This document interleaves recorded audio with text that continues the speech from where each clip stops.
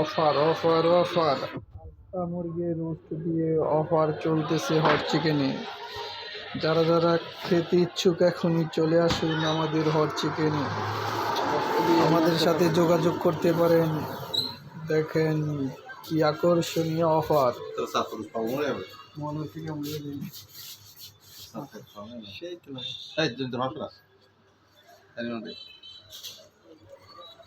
চলে আসুন hot chicken hot chicken hot চিকেনে। মনোরম পরিবেশে চলে আসুন, এখনই চলে আসুন হট চিকেনে।